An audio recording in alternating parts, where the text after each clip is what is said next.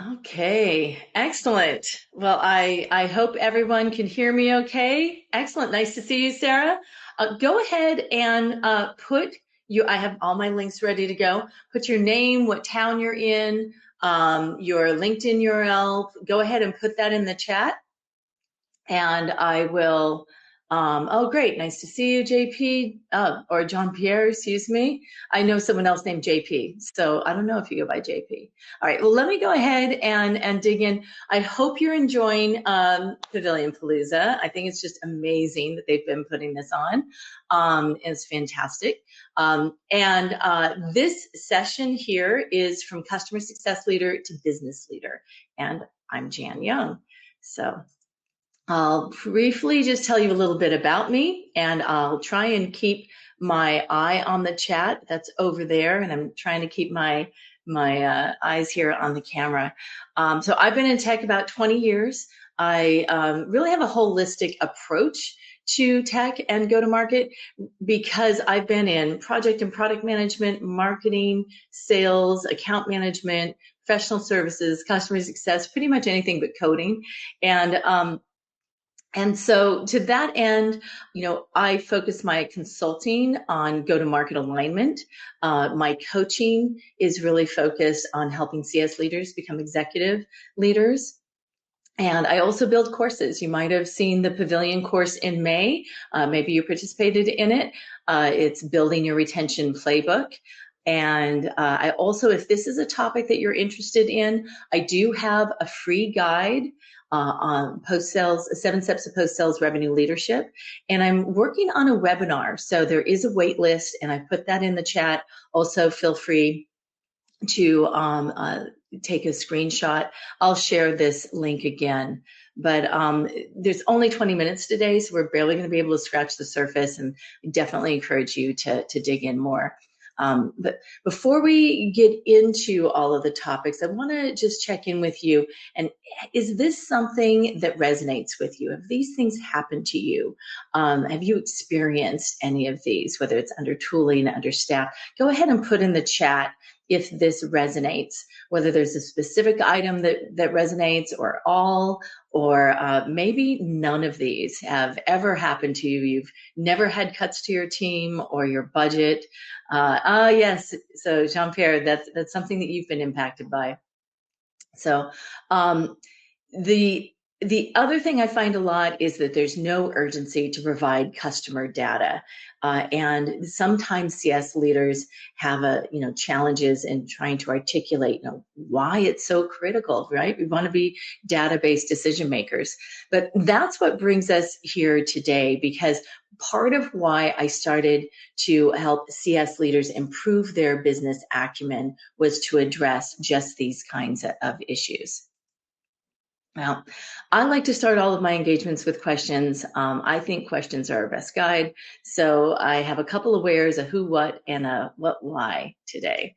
And I want to start off with where have we been, where are we going, and then who are your investors and what do they care about? And what has this got to do with me is how I'll sort of round things up, and why do I care? So digging in then, where have we been and where are we going? Now, if you don't know what ZERP is, really you've been living it. It's responsible for the tech bubble, is the source of the era of growth at any cost. And it was rational, right? Because there was no other place for investors to put their money, so they might as well put it in risky tech. And so tech was flush with cash, right? And we weren't even building minimum viable products all the time, right? It was just minimum product. And a lot of our CS teams then ended up being gap fillers. So when a customer needed a report, they would email the CSM, they would run the report and then send it back. Does that sound familiar to you? Is there any of you out there who, yes, Rachel, it all resonates. So really though, I want you to connect that ZERP is something that, you were living even if you didn't know it. And we all really grew our careers in this era of growth at any cost, which we are not in anymore. So to illustrate some of what we've been experiencing, we went from 2 new unicorns every day to then like spin on a dime. Interest rates went up. Investors had options. Tech cash dried up. And it was the fastest pace in a VC-backed company failures, right? Over 3,200 VC-backed companies failed in 2023. And that's when we really entered the era of PEG, profitable enduring growth, right? Where you need to be now both profitable and grow. And that's across the board, which has really changed how we need to work in our companies. But it's not all bad news, right? We're already starting to see how AI is going to have an impact on how we work and our marketplace. We're working more efficiently and profitably, and that's rewarded by investors.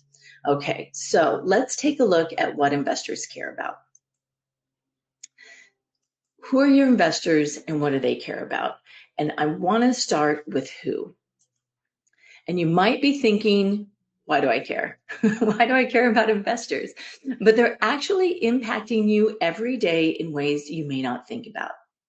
So to level set, VCs are looking for 7 to 10 year returns, and they're focused on growth, right? Now they're looking for profitable, enduring growth. Whereas private equity is more likely to acquire companies, right? And then reduce the headcount to gain efficiencies. They're building through consolidation. So if you're owned by a VC or a PE, that's likely going to have a difference. It's going to make a difference in your company's goals. So let's go on to what do they care about? Okay. You may have heard the terms EBITDA, Rule of 40, LTV CAC ratio, and I don't know that we have time to go through all of those in detail right now. We'll see when we get to the end. We only have 20 minutes. There's a lot to go over. But I will say that none of these are official accounting terms, okay? And these metrics didn't even always exist. They were all made up by investors at various times, and they were made up by them so they could figure out if the money they were risking was going to be a sound investment. All of these terms have profitability in common, and all of them have COGS in their formulas, right? COGS, I want you to remember that. I'm going to get back to it in a second. Now, Rule of 40 is basically adding up your growth and profit margin rates to get 40 or better. And if you look just below that LTV to CAC ratio, that's where really we come in, right? Where we're looking at that lifetime value and comparing it against the cost to acquire new customers. So 3-to-1 ratio is really, that rate, what's considered good, and you want to try and get that or better. And that's really measuring then your customer retention in relation to acquisition. And they're looking for efficient growth. And you might also notice in the bottom left corner in the small print there, the very bottom, you'll see gross margin. See down here, gross margin, profit margin.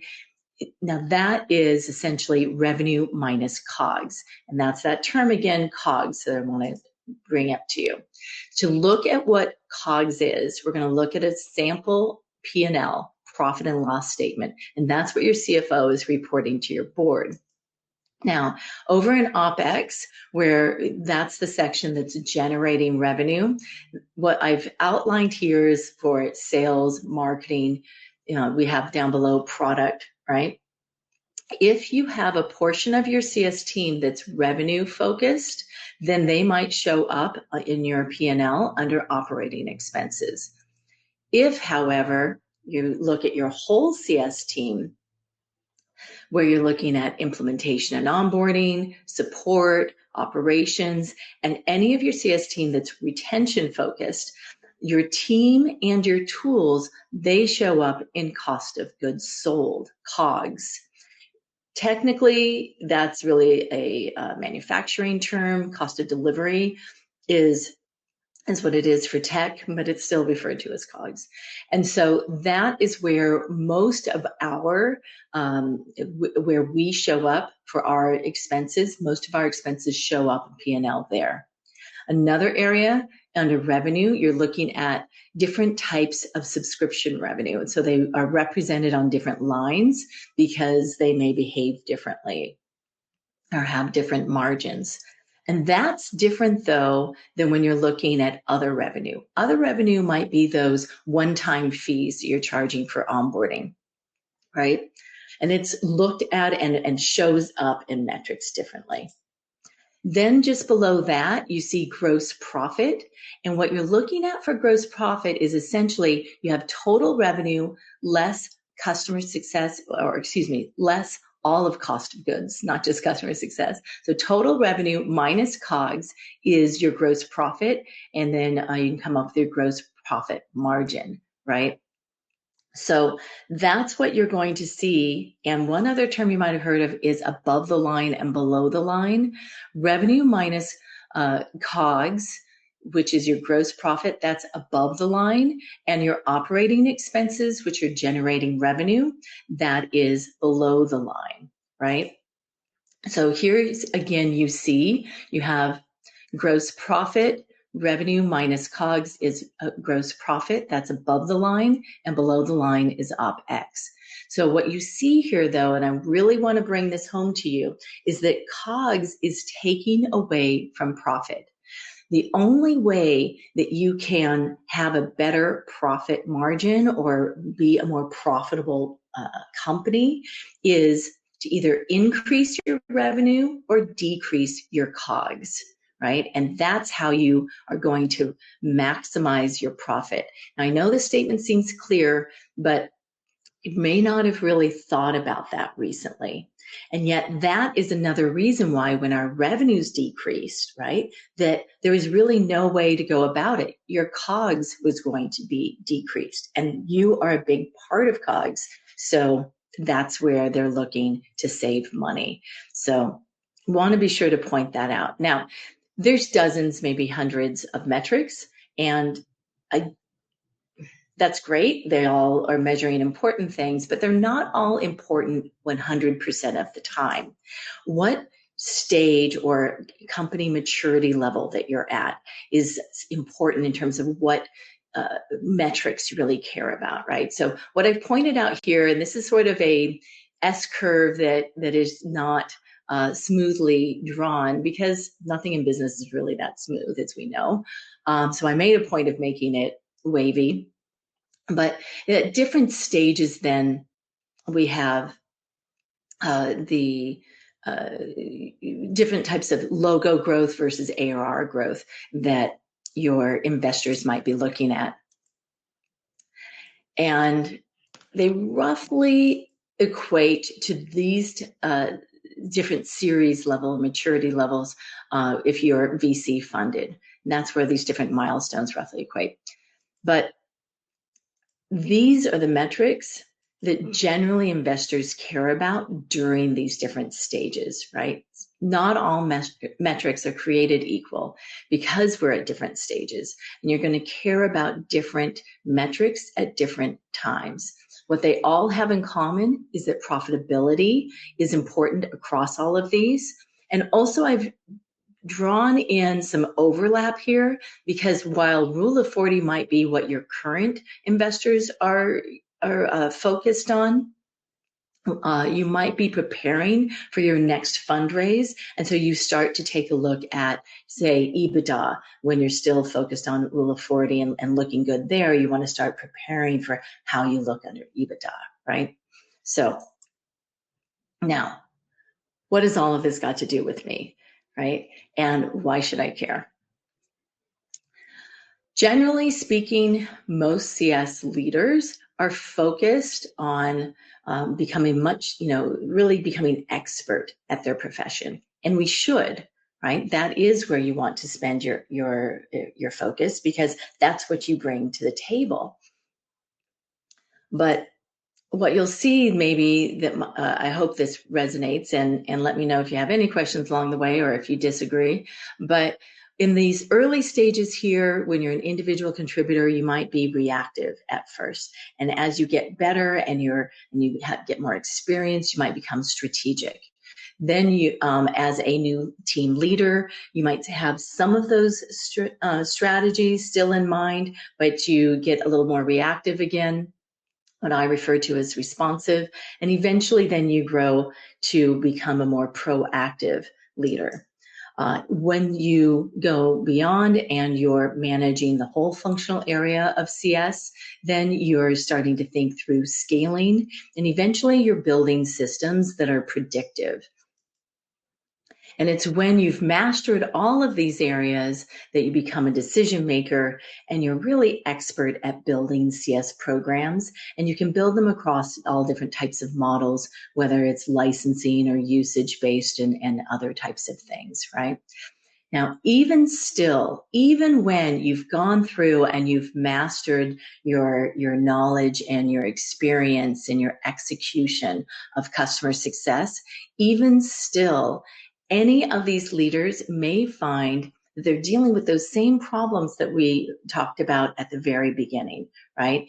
Because your ability as a CS leader does not help you make your business case.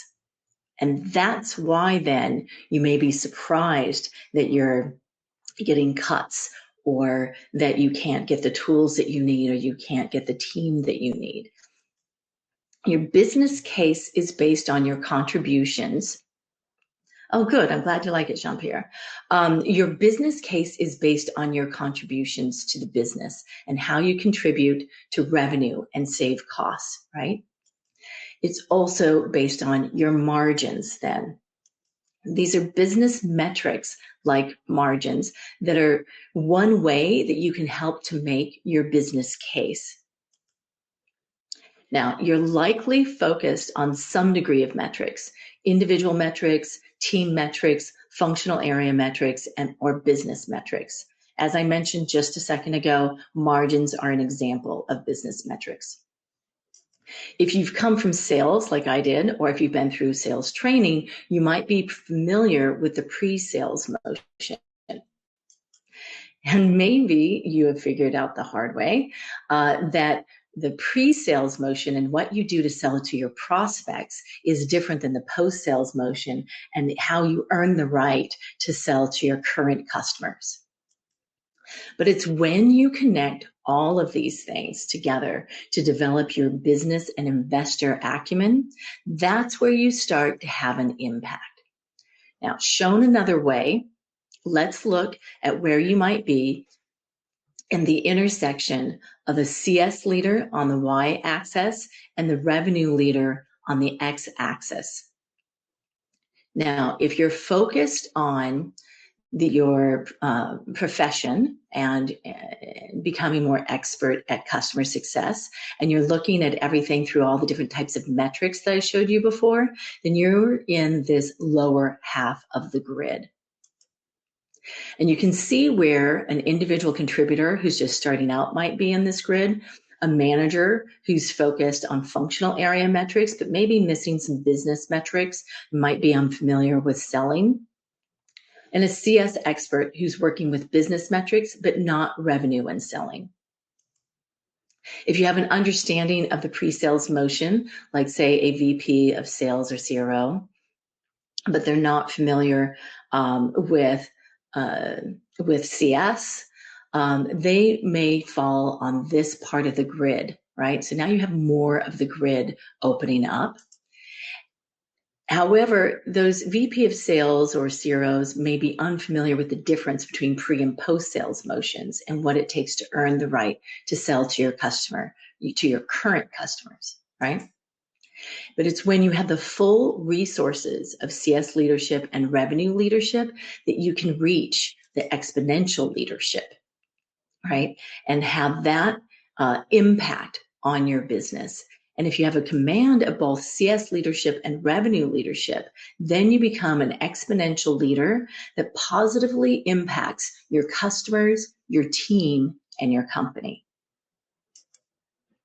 That's why then exponential leadership is more than just effective customer success execution, right? It's when you're empowered with an understanding of revenue, that and revenue leadership. And it combines to create exponential leadership and exponential impact that results in customer-led growth. Now, I just made it at 20 minutes, so I tried to go through a lot of information quickly. Again, I do have some time now to answer any questions you have if you want to put those in the chat. I'm actually used to being able to have people come off mute, but go ahead and put any questions you have. You can go back to previous slides if you like. But yeah, I will be putting together a webinar and really being able to dig into more of this around exponential leadership. So feel free to join the wait list there. I have a free guide, 7 Steps to Post-Sales Revenue Leadership. I really encourage you to download that as well. And I would love to connect with you and stay in touch. So are there any questions? I love, Sarah, that you really enjoyed the presentation, but are there, any questions that you have? Because I went through a lot of information pretty quickly. Yeah, sure, I can certainly share the deck, but, Dana, really sign up for the webinar too, because I really want to dig into a lot more of this content with you. There's so much I wasn't able to present in 20 minutes. Any questions? Okay, revelation. Oh, how nice. Revelation after revelation. Yes, it really is the context that of having that understanding between the CS leadership and how it intersects with revenue leadership, right? I really find that it does create that exponential empowerment, where all of a sudden you connect those dots to the rest of the executive team and to your investors. That really makes the difference and allows you to make that impact. Oh, you're an IC? Great. Yes. Well, as an IC, this type of information is really powerful because then you can understand your customer's business, because you're really, as a CSM, you're at the intersection between your customer and your company. The more you understand these concepts early on, the better that you're going to be able to get results with your customers and for your company. And that's really going to catapult your career as you go. So I encourage you to, still join the webinar and dig into these topics. Samantha, let's see. Have you found that CS leaders work with investors? I feel sometimes they're left out of the conversation. That is where when you better understand the investor language and the language of business, and you start to connect the dots to them and show the impact that you have, when you start to gather all of the revenue impact that you're having, that's when I've found that they really sort of lighten up, they brighten up. And there are a lot of investors who are understanding that the acquisition revenue is not as high in many areas as it once was when we were at the peak of the market, right? And so they're starting to all of a sudden just say, well, you CS, you go and build it. Can you just get that done and increase, make up for all that sales couldn't bring in last month? Can you just do that this month? And so it's part of that expertise in understanding customer success and how that relates to revenue that you can then translate back to them. And that's where then they really start to pay attention, and all of a sudden you are brought into conversations. I've worked with CS leaders who started to speak in that language, and literally they've been brought in, they've been promoted, they even have been given awards, so it really does make that difference when you can learn the language that they understand. Great. Are there any other questions that you have? Because I did want to be sure to answer whatever questions you have. I will also go ahead and put the links here again for the session that I'll be offering, and also for the for my 7 Steps to Revenue Post-Sales Revenue Leadership Guide.